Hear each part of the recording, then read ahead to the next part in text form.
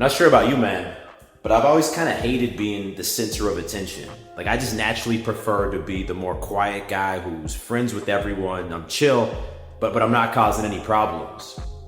Eventually, I realized, though, that was not earning me any respect. Now, it's also not about being the loud, aggressive guy who's trying to dominate every room and always be the center of attention. That's not it. But it's also not about becoming invisible. And that's why I'm making this video, because these 6 habits helped me finally flip that power dynamic in my favor.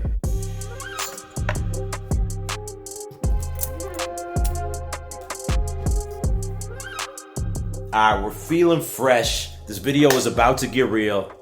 Wait, hold up. What did you say? Oh, you were asking about the fit. You like it, huh? Thank you. And also, I'm glad you asked, because this is part of the brand new collection from Edge Lifestyle that just went live. I'm wearing the brand new Monaco set. It's a matching polo and shorts combo that instantly solves your summer style. Just throw it on and you get that old money look without even trying. It's got a clean fit and the fabric is insane. Soft, breathable, and textured in a way that just makes it feel expensive. Now, if I want the fit to be a little more sophisticated, I'll pair the Monaco polo with the brand new Edge linen pants. These are lightweight, tapered, and perfect for summer days when jeans just don't make sense. No one likes having sweaty junk. It's the easiest way to instantly elevate your summer style over 90% of guys. And also introducing the Luxe Tech Joggers version 2. If you have version 1, look, we leveled these up across the board. Better fit, an elastic ankle cuff that always stays in place, just cleaner overall. These are the ones you've been seeing me wear in almost every video lately. And because you're watching my video, you can use that coupon code right there to save 10% off of your entire order. Look, these are limited releases. They're liable to sell out very quick. Just go to that first link in description or edgelifestyle.com to shop now before it's too late.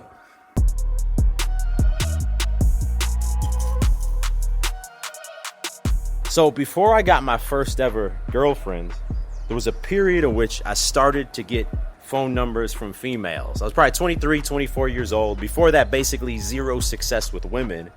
And it's funny because whenever I'd get a girl's number, I'd just be watching my phone like a hawk, waiting to hear that iMessage notification or the short vibration. You guys know when it's the longer vroom vibration, it's an email. When it's the vroom, that's how you know it's a text message. And immediately, my phone would be out. I'd be thinking, how do I respond to this perfectly so that I'm teasing her, but also that I make sure she responds so I don't miss this opportunity? And look, I'd play it cool. I'd wait an hour or two before responding. But during that time, it's like my phone was literally burning a hole through my pocket. It's the only thing I could think about. And it wasn't just with girls, if I'm being honest. Even if I got text messages from a friend, I'd want to respond instantly so I wasn't left out of plans that they were making. I also didn't want them to think I was a dick. I'd be responding to everyone like that. I was a good texter. And that leads me to habit number 1. Now I ignore messages without any guilt. And look, it's not about being a dick or trying to do something that's manipulative psychologically. I simply prefer to prioritize what I'm doing. Like, as I've filmed the first few scenes in this video, I've had multiple emails and text messages come in, and I'll double check quick to make sure it's not some emergency, but I'm gonna prioritize what I'm doing. I'm here filming this video. If I remember to reply to the messages later today, good. If not, every couple days, I'll take a look through my inboxes and get back to anyone that I missed. And look, if somebody gets upset with me, which doesn't happen anymore because this is the expectation I've set now, but if someone gets upset at you when you start doing this, you have to realize that's because you've promised them a certain level of access to yourself and you're no longer giving that to them. Again, this is not some tactic. It's about prioritizing what's in front of you. If you're on a date with a girl and your buddy hits you up, well, stay present with that girl. It's not only about doing it to women, it's about doing it to everyone. Because if not, and you continue to reply to everyone immediately, well, don't be surprised when people continue not to respect you, because you're letting them know that you're always going to have my attention right away is not valuable. And the funny thing is, since I've started doing this, I've also become just a much more present, productive person that enjoys life more and gets way more shit done. So I'm curious, when is the last time that you got into a disagreement with someone, or you realized that you and somebody else share different beliefs or opinions on something? Because, I mean, this is going to happen pretty frequently in life, right? We all don't just have copy and paste beliefs. We've all had different life experience. We all have different values. And in the past, whenever I would realize that someone disagreed with me on something, bro, I would launch into a whole ass TED talk. Not trying to prove them wrong, but but trying to prove to them that we can still be cool, we can still be friends, man. Like, people who don't believe in God or religion, sometimes they'll make comments that belittles religion. And in the past, I'd be like, oh, that's interesting. Well, how come you believe that? Because I was raised Catholic, but I'm sure, we could still find some common ground on things that we do agree with. Like, trust me, bro, we're still cool. And that's habit too. It's a lot more powerful to go silent instead of explaining yourself. So in a situation like that now, where someone, let's say, makes fun of religion, I'm going to say, oh, that's interesting. So what do you believe in? Or maybe, oh, so why do you say that? Or even just, okay, so it seems like you don't believe in God then? The point is, I'll make it clear that I'm not agreeing with them, but then I'll leave it on them to resolve that tension instead of rushing to resolve it myself to make sure that we're cool, bro, that we're cool still. And this is so hard to do because we all have this deep-seated human fear of being misunderstood by other people. I don't want them to think that I'm being a dick. I got to explain myself better. I don't want them to think that I'm stupid, that I'm not intelligent. I need to explain myself better so they understand me and they agree with me. But since I've allowed myself to be misunderstood by other people, on one hand, you got to realize a lot of times when you start explaining yourself, you just start conceding points that you don't even believe in just so the other people like you. And that's some weak shit. Now you're not even explaining yourself. You're just changing your identity so other people like you and you get their validation. And on the other hand, I've realized that when you're okay with being misunderstood by other people, generally the power dynamic immediately shifts in your favor because the other people, they're not okay with that. And now they start to explain themselves to you. There's a guy I met a couple months ago, and it's funny because when I met him, he was telling me, like, bro, it's crazy. I've been sleeping with a different girl almost every night. Whenever I'm on a date with a girl now, I just know that they're going to be down to sleep with me, bro. And he was a younger guy who I think was trying to get some acknowledgement of his success. But it's funny because when I think of the different guys who I respect versus the guys I've met that I don't respect, I would still respect them as human beings, but I don't, admire them as a strong man. I don't think there's a single guy I respect because he's told me how much money he's making or how well he's doing with women. And that's habit number 3. Share your wins with your inner circle, not with the world. So if we compare this young guy with a different young guy that I met 2 years ago when we were living in Spain, Jack Hopkins, who's also a YouTuber, he was coming through to do a podcast and get a workout in. I kind of expected, because he was young, that he was going to be trying to prove himself and flex on me a little bit, but I was wrong.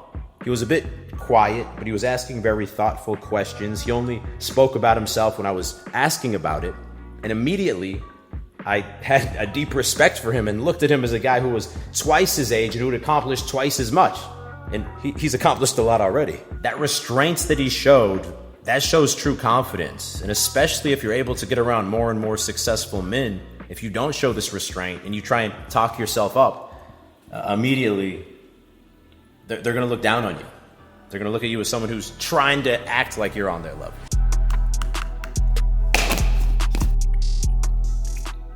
So, habit number 4 is an interesting one. It's to hold eye contact without smiling. Because early on in my self-improvement journey, I realized I really struggled to hold eye contact, especially if I was talking to an attractive girl or to one of my superiors at work. I'd be, my eyes would be swimming all around the room. I'd be trying to hold it there and I couldn't do it. And so I started to practice.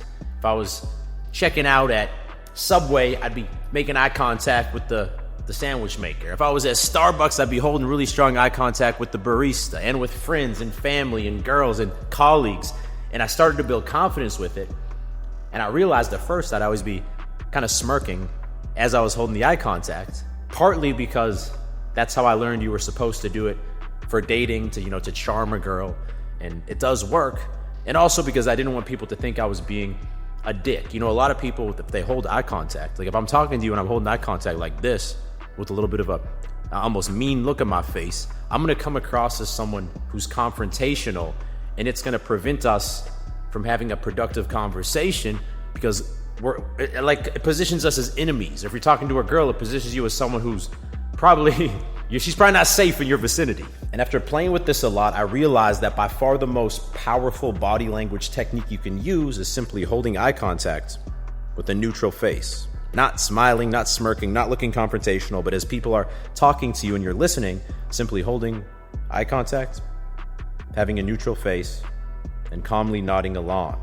In negotiations, it creates a bit of a mystery. They don't know exactly where you stand, and I've realized that it makes the other party, divulge more information and sometimes even come closer to my terms without saying a word. With women on dates, it drives them crazy because they don't know where they stand with you. You seem mysterious, and it really puts you in the driver's seat in such a subtle way. You got to experiment with this shit, man. So when I got to university, that was the first time in my life that I put some pressure on myself to start actually trying to talk to girls. And I remember in my economics class, there was this beautiful girl. And one day I timed it so that as we were walking out of class, it was at the exact same time. I look over to her. I'm nervous and I'm like, hey, so what did you think of that lecture?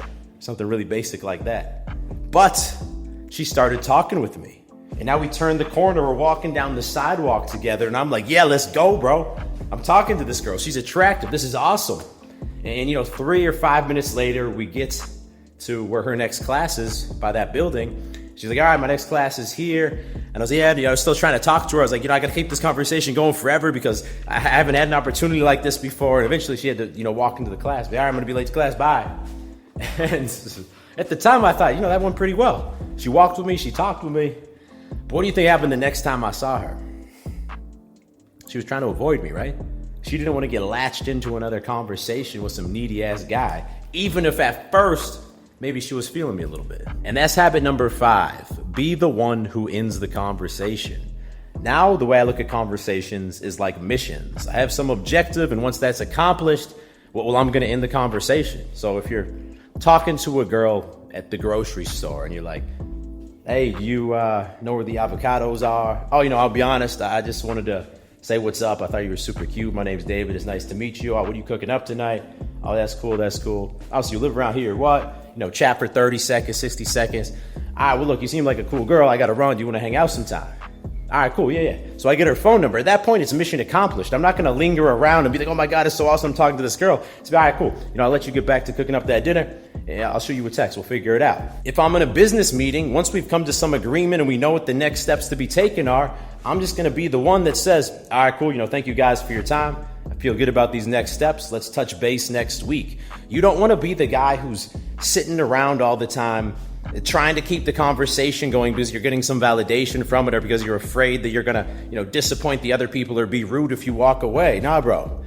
Leaders close loops. Followers wait for permission to be dismissed. And just to be clear, if I'm hanging out with some bros or if I'm on a date with a girl, I'm not trying to end the conversation after like 3 minutes or 5 minutes, but still, you don't want to be the guy who overstays his welcome. And even in those scenarios, there's some power in being the one who ends the reunion or the date or the meeting before it starts to linger on. And number 6, walk away from women who test you. Women will always test you. It's a natural part of dating. And how you respond is critical. So, if you're on a date with a girl and she says something like, wow, I bet you say that to every girl. Or is this the date spot you bring every girl to? I think our natural inclination is to be like, no, you're special. I wouldn't bring every other girl here. This is a special spot for me and you, babe. It's cringy thinking about that, right? But that's our natural instinct. Once I started reading dating advice, I learned that you're supposed to agree and exaggerate and make a joke out of it. So if a girl said, I bet you take all your dates here, you'd be like, yeah, honestly, last night I had a date. Tomorrow night I got another day here. It's full here. I'm the regular. Everybody knows me, right? And that can work because you're not being reactive. But I've realized that what's more powerful than both of these things is just not to react at all. Not to explain yourself, not to make a joke of it, but simply if you're on the date, take a sip of my drink and hold that eye contact with a neutral facial expression. And she's going to feel that silence. And that's the only response that conditions her that, okay, it's going to be really awkward if I try and test this guy. He's confident enough not to react. She ain't going to do it again after that. And girls will do this shit over text message as well. Maybe she'll text you, wow, you finally decided to reply. Again, our natural inclination might be like, I was busy. What's up? Or the pickup artist might be like, yeah, I was thinking about leaving it for the next few months, but something opened up in my schedule. At this point, I would just not reply to that message. Seriously, just leave it, wait till she texts you back, and if not, in a few days, I'll just reboot the conversation from fresh, not even acknowledging that message. It's gonna be tough to do this. You're gonna feel like, fuck, but if I don't reply correctly, she's not gonna be interested in me. But bro, that's how every other guy is thinking, and doing this not only differentiates you from other guys, but more importantly, it establishes that, look, the way to win this game is by not playing at all. Otherwise, she's gonna keep playing games and getting that reaction out of you. Look, bro, these habits are not about being cold or manipulative. They're about being clear and direct. The less that you chase attention from other people, the more that they're gonna start watching what you do. That being said, I'm about to hit a workout. Stay tuned for Thursday's video. I'm gonna give y'all an update on my back recovery since the lumbar surgery. Honestly, quite a few big updates to share with you. I see the surgeon this week. So stay tuned for that. If you made it to the end of this video, don't stop watching now. I recommend you watch that video next. The YouTube algorithm chose that one for you. They think that you're gonna like it. Are they right or not? Let me know. If you're new to the channel, click down there to subscribe, as I drop 2 new videos every single week. You don't wanna miss them. I'll talk to y'all on Thursday. Stay beastly.